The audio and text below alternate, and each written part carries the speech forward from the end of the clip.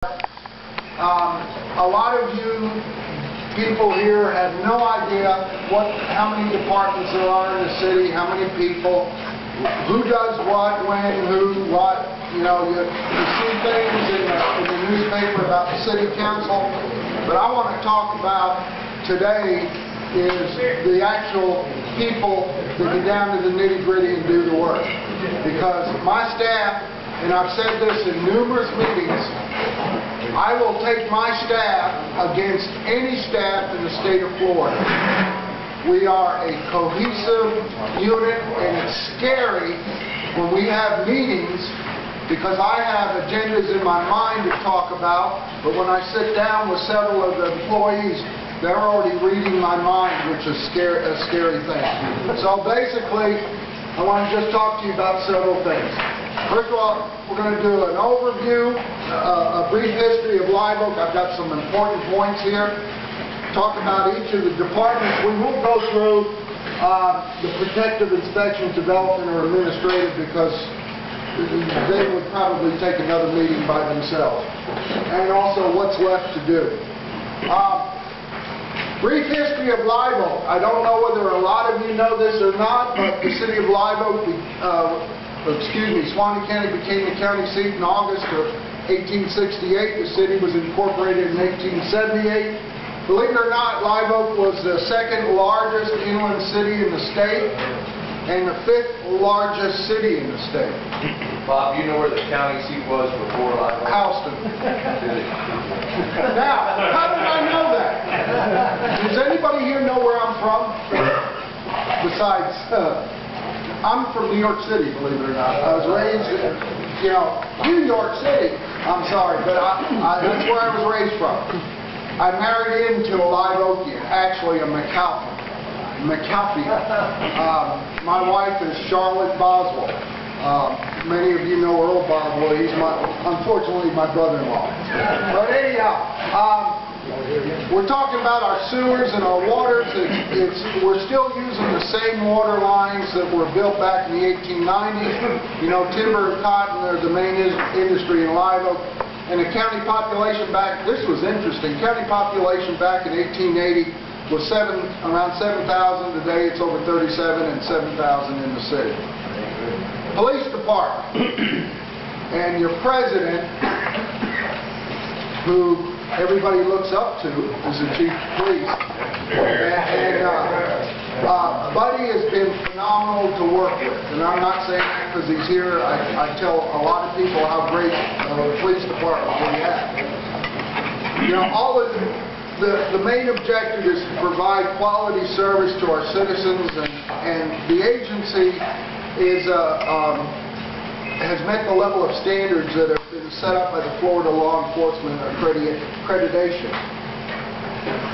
The results of the efforts have resulted in the city of Live Oak has become an accredited agency in only the 4th year of its existence. That is unbelievable. For those of you that aren't in law enforcement, in 4 years to take a department and get it accredited is unbelievable. And obviously, Buddy constantly tries to commit an outreach program to the citizens. If you haven't seen what they do with the Citizens Police Academy and the Teen Police Academy, Buddy, when was the last year you had the Teen Police Academy? 27. 27 teenagers went through the academy. And by the way, these are our new vehicles that we're going to start purchasing from here on out to save money. We had, and notice, no air conditioning. But it knows where the donut shop is. But the bottom line is,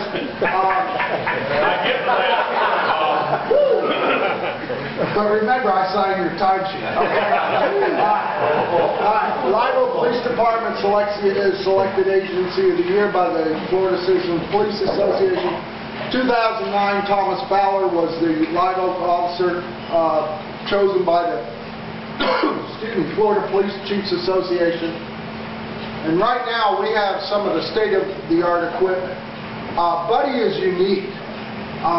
As you know, my job is to get grants and free money.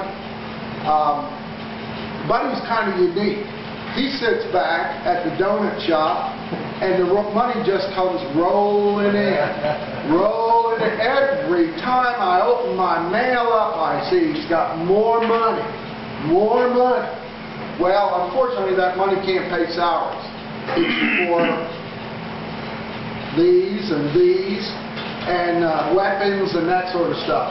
So you'll see what excuse me, you'll see what we've been using our money for.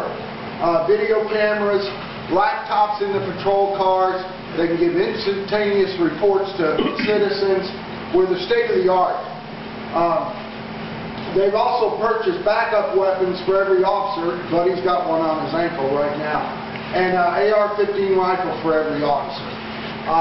Again, we didn't ask for the money, it just came to us, so we had to spend it. And also, we have a firing range inside the city right now. It's behind our wastewater treatment plant. Believe it or not, all of the facilities back there were donated by various individuals that have worked in and for the city of Libel. So, at no cost to the citizens, we can save time and money. Next is the fire department. The fire department works in 3 shifts. They work 24 on, 48 off. Each shift has an officer, a supervisor, and because of the state law, we have a 2-in, 2-out rule. If there's a fire, you put 2 men in, and 2 men have to be outside. So each shift has to have a minimum of 4 people.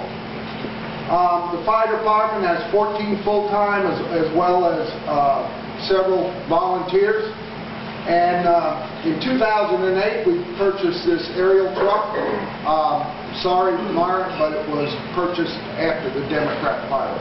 But this is strict. This is a 70-foot ladder with a 1,500 gallon a minute pumping capacity, so we can fight fires in downtown. Please note, purchase at no cost to the citizens. How do you buy a $550,000 piece of equipment and it didn't cost anything? Well, the funds come from the state. It comes through your tax dollars, like I could say. But we have what are known as restricted funds. There's money that comes in from the state through sales tax and everything else. And those funds are put in a restricted account that we can only use it for fire and police equipment. So that